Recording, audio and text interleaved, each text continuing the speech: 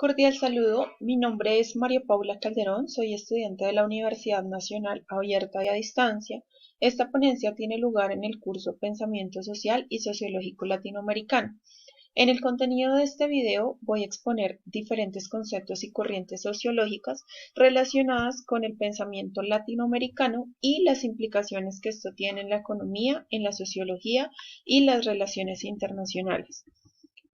Iniciaré abordando diferentes conceptos que nos permiten entender de qué manera se comporta nuestro continente latino. Comenzaré explicando los conceptos de desarrollo y subdesarrollo. Abordo el concepto de desarrollo desde una perspectiva estructuralista en el que se postula la riqueza como su principal aliado, teniendo en cuenta que la riqueza, según Sonkiel, es la capacidad de una sociedad de adquirir bienes de acuerdo a sus recursos, y luego se habla de evolución económica.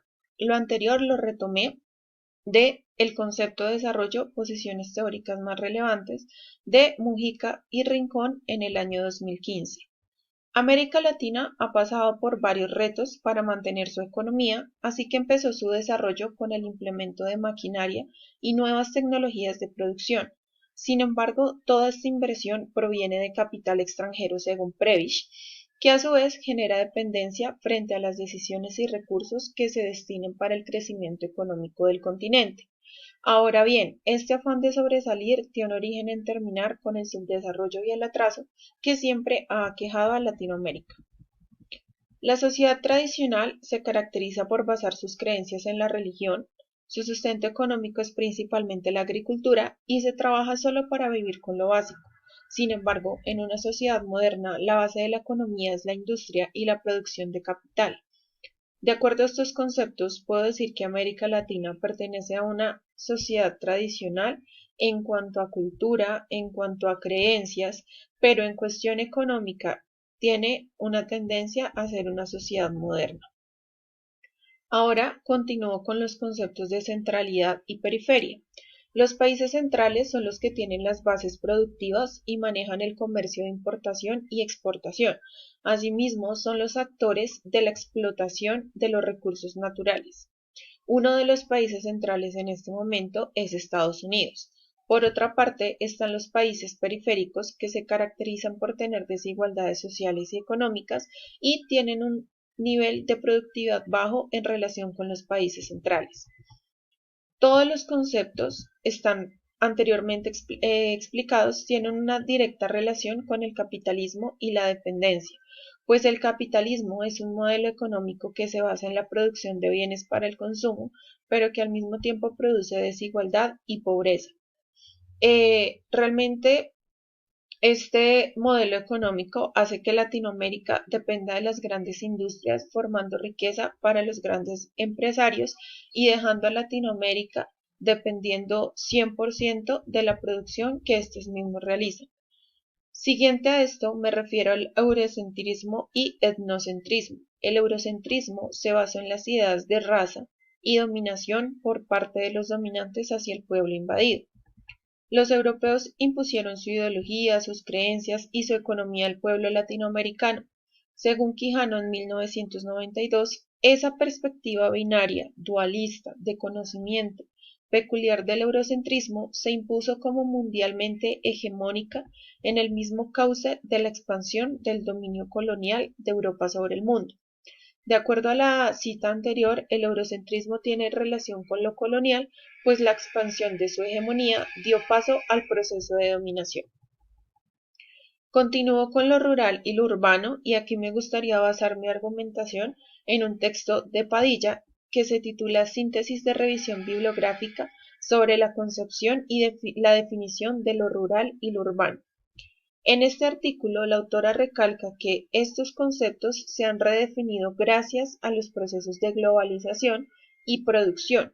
Una visión tradicional de lo rural y lo urbano es que el campo abastece a la ciudad de comida, materias primas y fuerza de trabajo, mientras que la nueva definición de lo rural implica un cambio en las funciones de lo rural, pues ya no es una fuente de producción agrícola principal, sino un espacio de entretenimiento y vivienda, lo que significa una revalorización para lo rural, en el caso, digamos, de Colombia.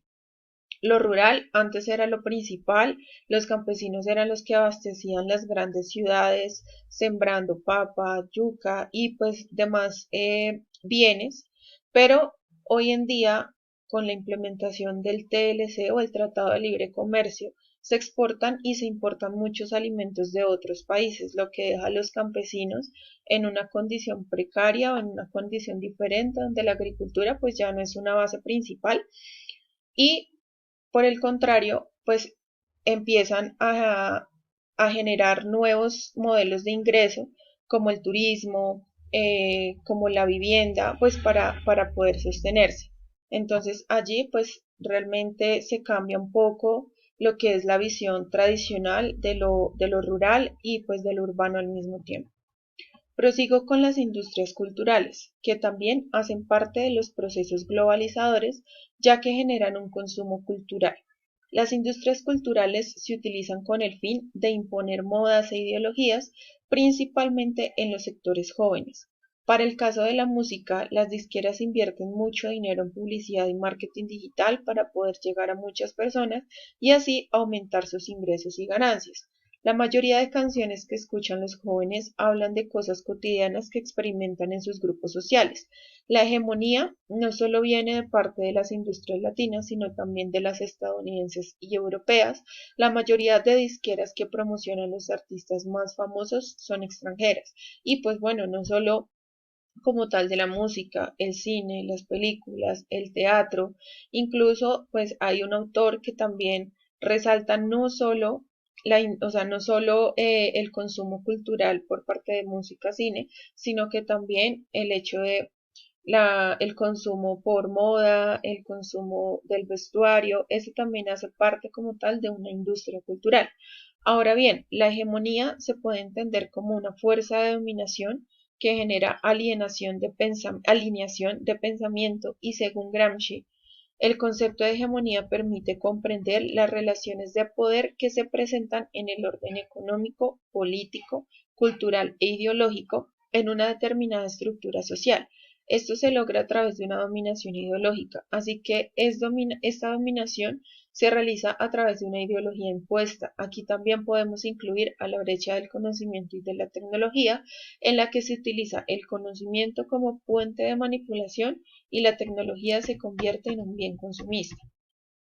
En efecto, América Latina tiene en su organigrama político las dictaduras que se traducen en personalidades que imponen su ideología para gobernar. Asimismo, la mayoría de países son democráticos, pero esto no es más que una política impuesta. En la historia latina han existido varias dictaduras, inicialmente en los tiempos de la Guerra Fría. Se da una dictadura militar, daré algunos ejemplos. Nicaragua fue gobernada 42 años por una sola familia, los Somoza. Alfredo Stroessner gobernó en Paraguay de 1954 a 1989. Juan Domingo Perón gobernó desde 1943 hasta 1954, esto según un estudio de Arratia en el 2010. Ahora bien, después de un sinnúmero de dictaduras en Latinoamérica, se empezó a implementar la democracia, proceso que permitió a los gobernantes tener más tranquilidad pues al lanzar su proyecto político y de forma maquillada darle una voz al pueblo.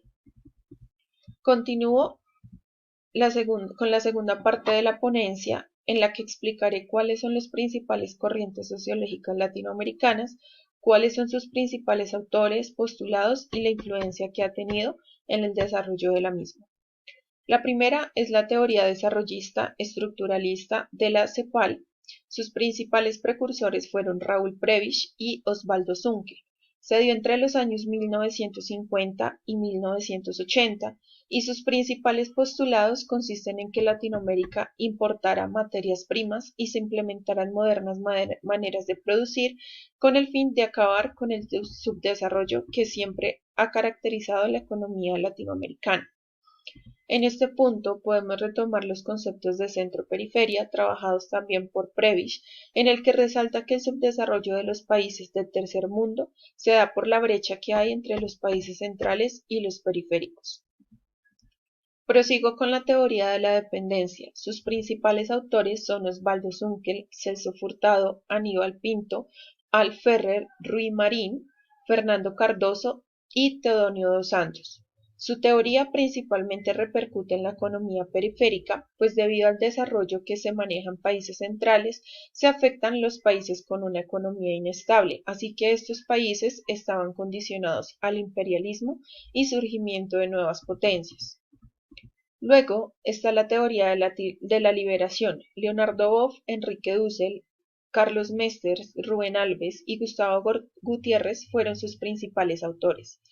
Fue un movimiento cristiano que surgió de la necesidad para ayudar a los más pobres a alcanzar condiciones aceptables de vida.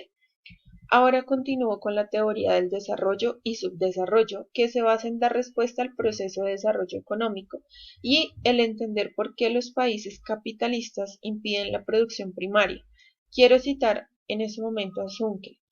Dice, un país subdesarrollado se concibe como una situación de atraso, de desfase con respecto a situaciones más avanzadas, como si se tratara de una carrera en la cual unos están más adelantados y otros van quedando rezagados, pero donde todos compiten en una misma pista. Y de acuerdo a esta cita, el subdesarrollo impide el crecimiento económico de los países con un modo de producción inestable. Ahora bien, la teoría de la revolución, en la cual su principal precursor fue Orlando Falsborda, principalmente se basó en crear políticas y acciones que permitieran acabar con procesos neoliberales que claramente afectan a las poblaciones más pobres y vulnerables. Fue un movimiento iniciado para luchar en una sociedad equitativa y en contra del capitalismo.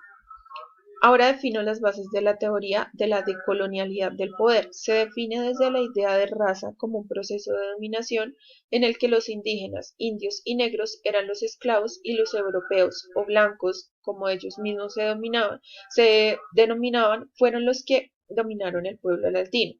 Aquí entra nuevamente el concepto de eurocentrismo, pues desde allí emergen todas las ideologías coloniales. Sus principales autores son Aníbal Quijano y Walter Mignolo. Finalizo esta parte con la teoría de los estudios culturales. Aquí se estudia la cultura como un proceso hegemónico y dominante que se utiliza para manipular y para generar recursos económicos. De esta manera, la cultura pasa a ser un bien que también se puede comercializar.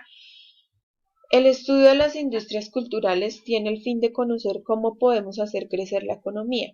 La comercialización de lo cultural se hace a través de los mensajes mediáticos. Tiene un aporte significativo desde un punto de vista analítico y psicológico, pues al estudiar las industrias culturales permite entender cómo se puede ejercer hegemonía en una sociedad.